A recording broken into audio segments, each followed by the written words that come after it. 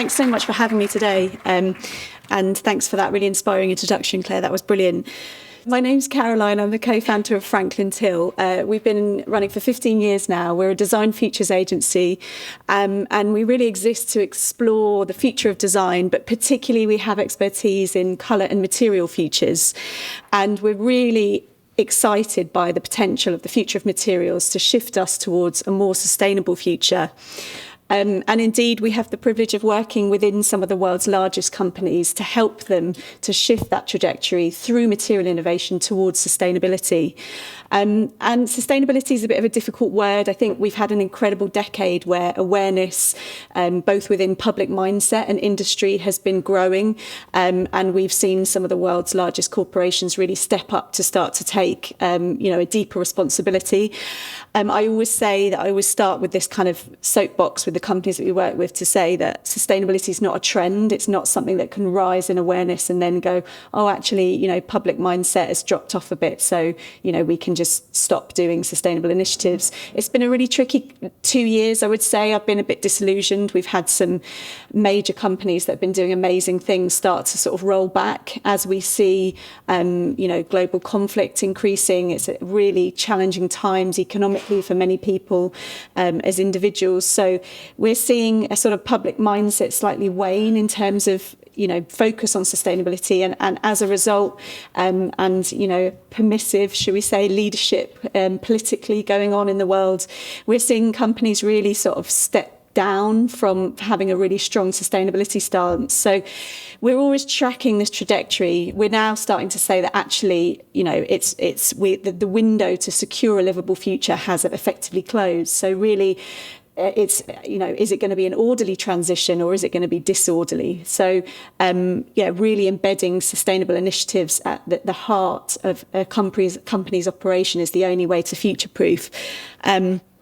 So we're really supporting kind of many of these companies, and I'm love getting out of bed in the morning because every day brings a different challenge. We're working across electronics, across apparel, across the automotive industry. So every project that we work on is very diverse.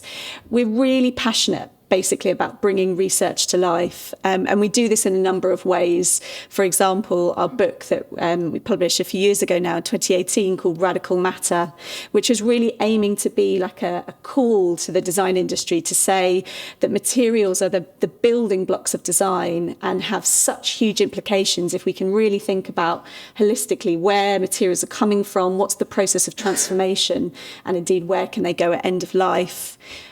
We also bridge a really nice world between academia and industry. For example, I work with somebody like Professor Kate Goldsworthy, who heads up the Circular Innovation Centre at University Arts London. And we work with her to really support the communication of her work. So this was a magazine article that we created with her, which was translating her ideas around material ages, that we've really, in sort of contemporary human activity, have seen three main ages of materials, from sort of 16,000 BC to the 19th century in the age of naturals, and then exploding into the 20th century, the age of synthetics.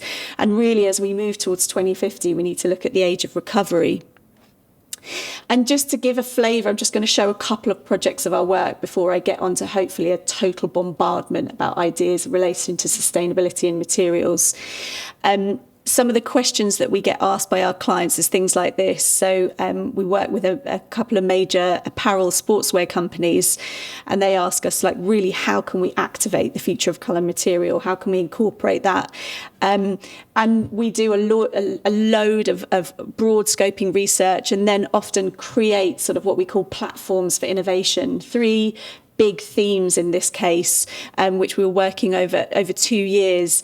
And what we're trying to do is really disrupt, is bring in some amazing material scientists or designers or creatives that are sort of really building the future of materials, and say, okay, how can we collaborate? How can we get these brands and these designers within these companies to really get their hands dirty again together? And so this was a collaboration that we initiated with amazing Danish designer Bonnie Hellum, who runs natural materials studio and looking at a bio-based alternative for obviously a sole. And then another collaboration, and this was a part of a program that we instigated called the Material Disruptors. So this is working with Charlotte Worth, who had been developing microbial colour. So that's basically sort of intervening with bacteria to stain textiles. So there's a dramatic reduction in water. So yeah, we're really kind of getting inside these brands to explore how they can start to instigate these sustainable material innovations in a meaningful way within their existing design and manufacturing capabilities. And then a couple of more sort of public-facing events. We've recently, we've got a long-standing relationship with Heim Textile, which is a major textile trade fair that happens every year in Frankfurt in Germany. And we've curated more recently the Regenerative Materials Library. So here we're trying to really say, okay, what is regenerative design? What is a regenerative material? And how could we perhaps start to create a collective definition together? Because within sustainability, we often have these kind of buzzwords, and it feels really important to start to unpack together, you know, what do they actually mean, and how can we have this sense of shared definition? So this formed a kind of pop-up, quite loosely designed materials library that was framed around 9 principles. So even the exhibit itself was made of regenerative materials. So in this case here, hempcrete blocks, and designed to be kind of packed down and put back up really easily. So this has travelled to about 9 different trade fairs now. And then finally, just one final project to mention. We had a long-term 2-year collaboration with the Barbican in London, in which they invited us to be guest curators of a major exhibition exploring climate emergency, but particularly the role of art and design in leading us towards a more positive future. And so Our Time on Earth opened in 2022. Just out of interest, did anyone get to visit that? Oh, a couple of people. Okay. So it's a travelling exhibition. So it opened in London and then moved to Quebec and onto Boston, and is currently just on its way to Asia. And really, this whole exhibition was designed to sort of say, wow, we're a living, breathing being within a living planet. Isn't that incredible? And often that kind of sentiment is something that we've forgotten. We're kind of aligning ourselves often as humans more like machines. So we wanted to kind of use art, technology and design to connect us more to the stories of nature and look to a future in which we could flourish together. So we opened with this audio installation, which invited people to sort of take a minute and collectively breathe. So breathe, your breath comes from sea creatures and trees, just one breath shared by all living things. So the exhibition was really trying to speak of connectivity. This is a piece of work we commissioned with Marshmallow Laser Feast, an amazing interactive technology company that's really telling the stories of the natural world. This is a very small piece of it, but effectively this is a scan of a real cedar pentangra tree from the Colombian rainforest, and basically showing that which is going on within the tree is very similar to what's going on within the human body. So we have the kind of absorption of carbon dioxide, excretion of oxygen, uptake of water, the mycelium network at the bottom. And really this is kind of a beautiful piece that talks about, you know, we're completely reliant on the excretion of oxygen from trees, and how we have this interconnected relationship. So we had 10 provocations within Our Time on Earth, and all framed by this idea, imagine a world in which.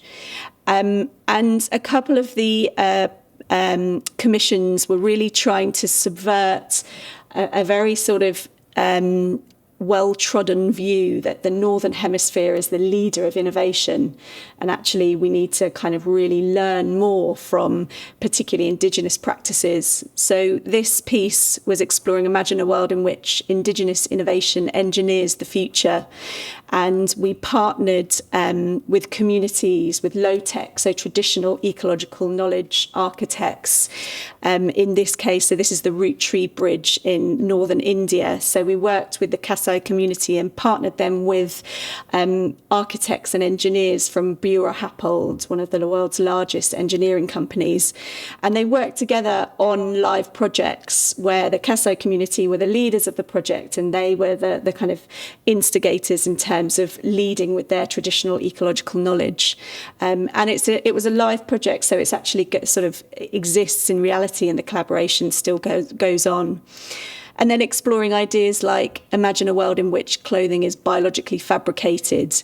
So really bringing to life the biotech industry. So exploring how designers and material scientists are working with the materials of life. So in a laboratory setting, working with bacteria to intervene and create new materials. For example, the Spiber t-shirt that is now commercially available with North Face. So having that conversation in the public domain, like, are you happy to wear a t-shirt that has been grown in a laboratory? So that moves us on to today. So Claire really generously invited me to give a bit of an overview as to what we're exploring within sustainability and materials from a now, near and far perspective. So I was just going to spend the next 15 minutes hopefully bombarding you with nice images and ideas in relation to sort of sustainability and materials and some of the key themes that we've been exploring. Just to set a bit of context, I know we don't need to dwell too much on doom and gloom because I'm sure we're all very aware, but in terms of our current very real relationship with materials, this is, I always love this graph because I think it's so kind of clearly and, sort of poetically shows this is the great acceleration.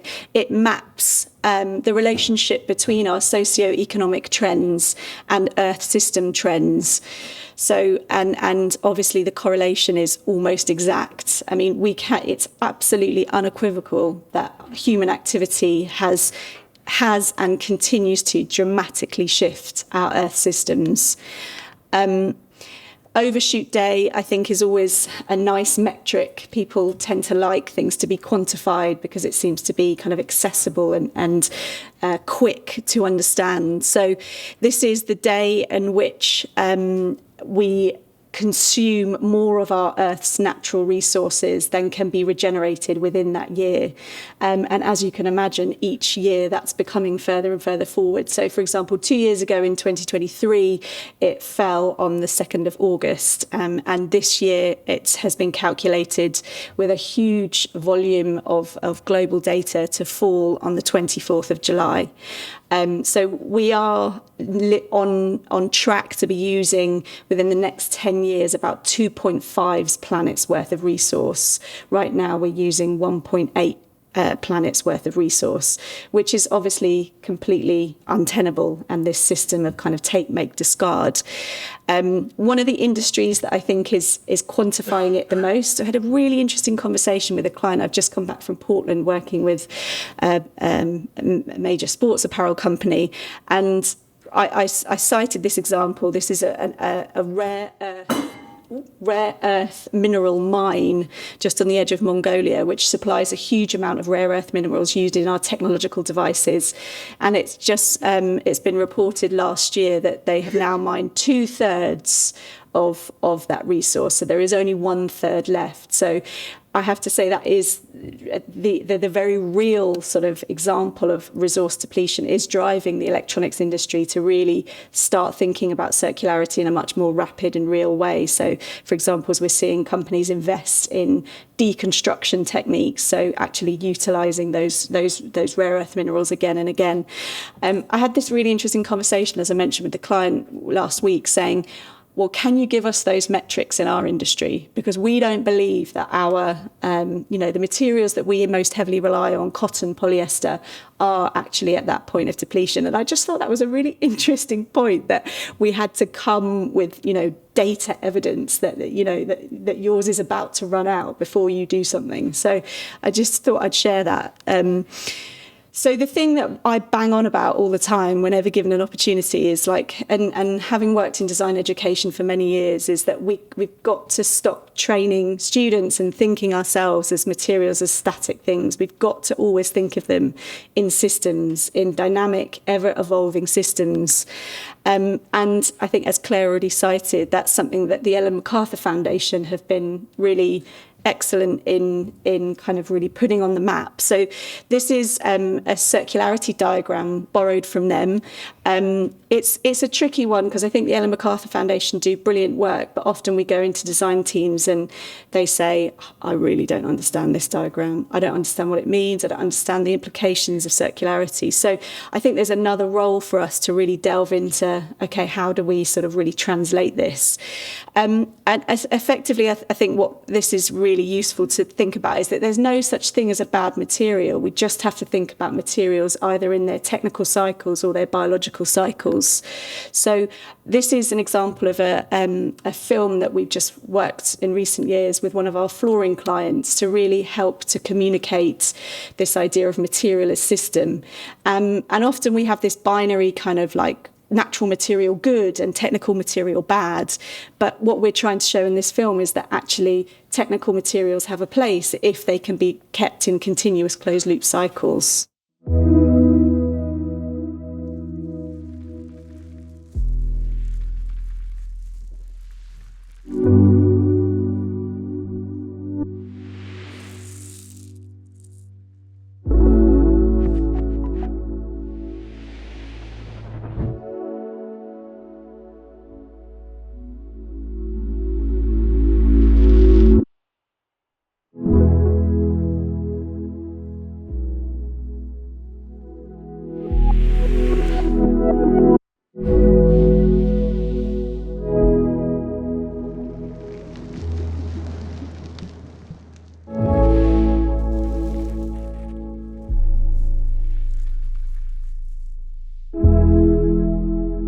So, as Claire mentioned, storytelling plays a huge part. Really, how can we explain the systems in which these materials exist? How can you really how can we make that tangible?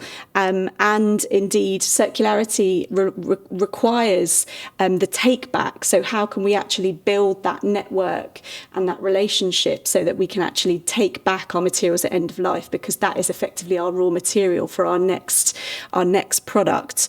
So we're really interested in the use of animation as a dynamic form of communication, because obviously systems are dynamic, as well as, infographics, etc., and photography. I think there's lots of companies that are really starting to explore how to communicate material as system. So this is Smile Plastics, and they are really looking at recycled plastic and again, sort of putting that back into production and really how can you, and I'm not saying this is necessarily the best example, but how can you really communicate that full system so you can sort of really develop that relationship with your customer? We get to speak to lots of interesting people, particularly through the writing that we do. And I thought this was a really nice quote from the architect Anders Lindinger from the Lindinger Group. He says, "We have all the materials we need. They are already here. And true innovation can create new materials out of what we have to give them new values." I think that feels like a really powerful, we have all the materials we need. We just need to use ingenuity to give them new value.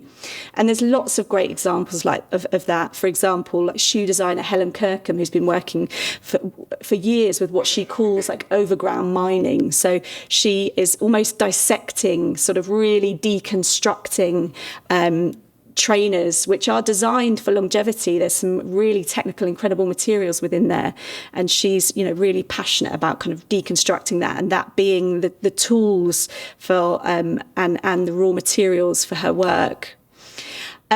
There's some really exciting examples of really sort of celebrating that we are in the Anthropocene. So we are in the geological era in which human activity has impacted our Earth systems, as we've already explored.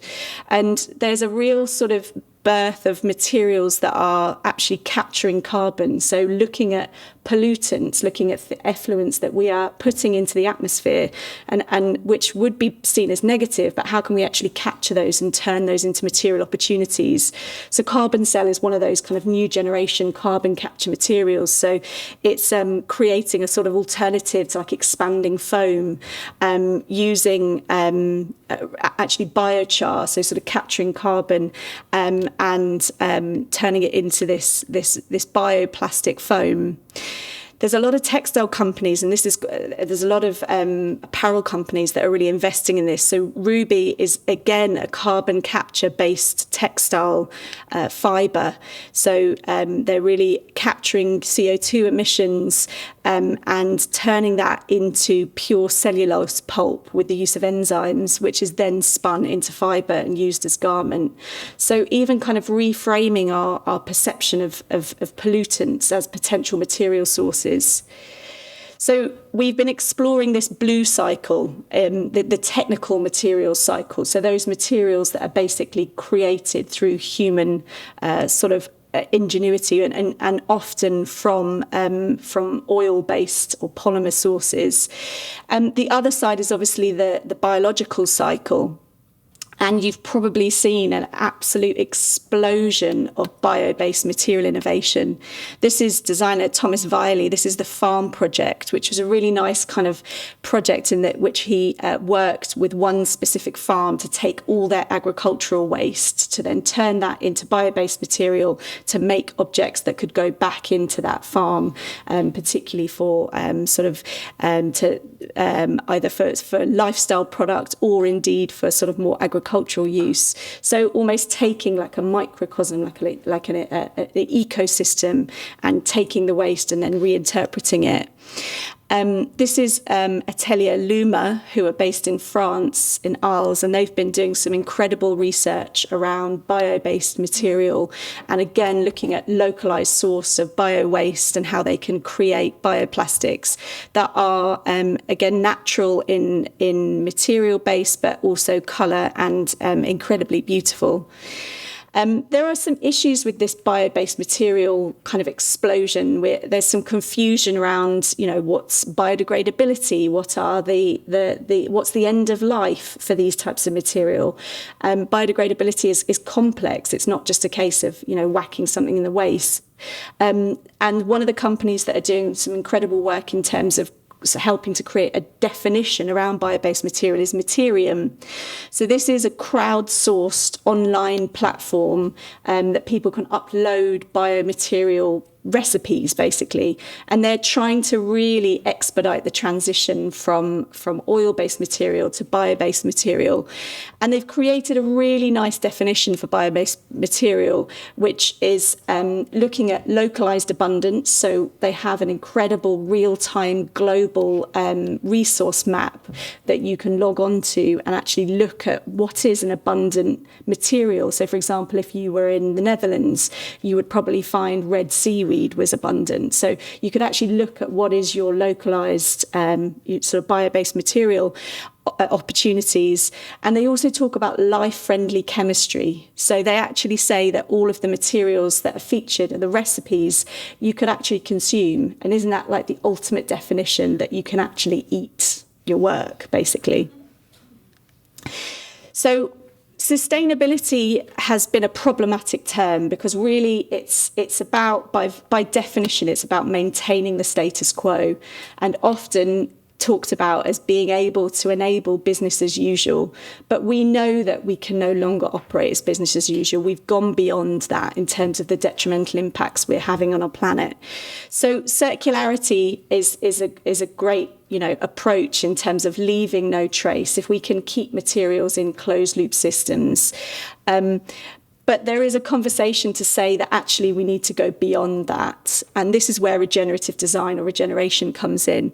Oh, I was warned that might happen. Apparently it's going to come back on. Let's see. Yeah, there we go. So this is where it kind of, we need to actually go beyond closed loop systems to put back better, to replenish and restore. And there's lots of really exciting examples of that. This is Ponder, which is an emerging materials company that are working with within wetlands. So this is a bio puff, which is particularly used as a stuffing or a wadding, and it's from the bulrushes. It's sourced from bulrushes. So their work is really about regenerating wetlands, which are incredible in terms of biodiversity and also sequestering carbon, and really looking at alternative kind of to synthetic sort of bonding or wadding. And then just one note about this idea of regeneration that's often explored within the context of planet and often at the expense of people. So a regenerative approach is also about regenerating communities. In the case of here, this is the work of Christopher Farr, and they work with a Turkish Kilim cooperative that ensures that there is, pension, there is employment contracts in place, there is regular work for their community, which within Kilim weaving, around 98%, and it's usually women, are operating without any employment stability and without any pension. So they're really trying to put things in place to ensure that that doesn't happen. So I've mentioned that material as storytelling feels such an important approach to take. And the idea of eating your own waste is such a lovely storytelling approach. So this is the Trade store in London that opened, I think it was last year, and it was designed in collaboration with, completely gone out of my mind, a wonderful designer, James, slightly perimenopausal, foggy brain. And he's an incredible designer that works with different waste sources, but basically he was eating their waste. So Trade is a recycled textile seller, so it's selling secondhand textiles, and he incorporated their waste that they couldn't sell to create components for the store. So yeah, that idea of kind of eating the waste within your ecosystem. Material as community. This is one of the students that I had the pleasure of working with when I was running Material Futures, Sana Vissa. She is a designer that has worked for a decade with human hair. And sometimes I stand here and say, what is more regenerative than human hair? And look out, and there's a series of bald men in the front row. So sorry if this is triggering for anybody. But essentially, this was a lovely kind of localised approach. She had a pop-up in Milan where she worked with local Milanese barbers, and you could have a haircut on site, and then you could also contribute an idea as to what you would like your material source to go to. And she's been exploring some really beautiful kind of design applications for hair, but also has expanded this into a really large-scale project in collaboration with Newham Council called Hair Cycle. So really looking at circular models for human hair waste. And within, she had a retail store that she was sort of exploring and demonstrating her use of hair. And within the 2-mile radius of that store, there were 138 barbers and hairdressers. So she instigated this kind of collection network with them, and through that had really lovely conversations about sustainability, with people that it just wasn't on their radar. This is her opening the store, obviously cutting the hair rope. And there's three outputs that they're exploring: fertilizer, textiles, and the built environment. And if you don't know Sana's work or Hair Cycle, I would definitely have a look into it. She's just produced a beautiful film. And for me, it's one of the most holistic examples of regenerative design in practice. And these are some of the collaborations that she's done with designers. And I always say, what could be more sort of ultra bespoke than your own hair woven into your own garment. And then just to end with touching on material as locale, I've touched on some hyper-local approaches to material, and we're really starting to see this in architecture. This was one of the exhibits within Our Time on Earth. This was a collaboration we did with an incredible Kenyan architectural studio called BuildX. And in Kenya, they have this exploding population and very urgent need for high-quality, low-cost low-cost housing. And they've been able to respond to that just using 3 highly localised materials: CLT, cross-laminated timber, grown from sustainably harvested forests locally; mycelium, which obviously can be grown in a localised way; and compressed, stabilised earth blocks. So those 3 materials, they've been able to create some really high quality, low-cost housing. And this is another example. I already mentioned Atelier Luma. This is their studio based in France, and it was designed in collaboration with the architect, the UK-based architect Assemble. And it's such a beautiful example of localised material innovation. So using, again, earth that was discarded material that was excavated from the site itself. For example, these are roof tiles that are incorporated into a surface. They had some incredible material innovation with sunflowers because that was the local agricultural focus. So a really kind of localised approach. James Binning from Assemble Architects said, "Building regulations have been designed around the properties of industrialised, standardised products and how these materials perform. But if we're going to transition to a culture of using materials that are organic and which may vary from place to place, we also need to design different frameworks of regulations to allow for that." And I wonder if that's something that might come up in the architectural conversation this afternoon. One of the biggest problems that we're finding within the architectural space with this, explosion of material innovation is actually how can we relax the very stringent standards, particularly in terms of longevity, that are inhibiting our use of these really exciting materials. And then finally, just some ideas as material as colour. So we've been exploring with lots of our clients the idea of sort of not colouring, not adding coloration. So this is a wheat germ material by Baux, which is an acoustic panel that absorbs sound. Oh, here we go again.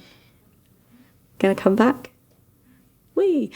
This is a mycelium fashion collection. So this was with Myco Works. So it's a collection of garments that are grown from fungi-based material.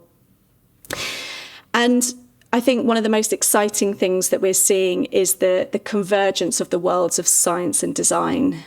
This is one of my ex-students, Natsa Chaser, with her work, Faber Futures, and she's one of the designers at the forefront of the biotech kind of explosion. This is Normal Phenomena of Life. It's an online platform where you can buy bio-fabricated lifestyle products. So she's really exploring what does it mean for a future in which things are created and manufactured with the materials of life. So this is a textile that is dyed with bacterial colour, or this is a lamp that is created from bio-based blocks. It's called the gathering lamp. So it's made from a combination of cement waste and bacteria. So the final note I wanted to get was a bit touchy-feely, just thinking about actually how can we have a more sort of remind ourselves of a sort of deeper relationship to material. Spirituality exists in all material. There's huge amounts of time embedded usually in the growth or the transformation of these materials. And too often we're forgetting that. So there's some lovely sort of approaches from designers that, really sort of challenge our industrialized notion of perfection, particularly in relation to products. I love this example of kind of really challenging our aesthetic of electronics with this mycelium speaker, or indeed always inspired by the work of Sebastian Cox and how he approaches wood and kind of really just through that sort of exposure of leaving the bark on to sort of remind us of that connection to these incredible natural materials that have often taken, hundreds of years to grow. So this is the sentiment I just wanted to end with. This is from a fictional novel, actually, that I've always really enjoyed by Amtav Ghosh. It's called The Nutmeg's Curse, Parables for a Planet in Crisis. And he said that we have a modern view of the Earth as inanimate and have treated the planet as an inert repository of resources for a very long time. And we have to find ways to restore life. So, thank you so much. I hope that's given you a bit of a whistle-stop tour into some ideas around the near, now, far future of materiality. And I hope you enjoyed today. Thank you.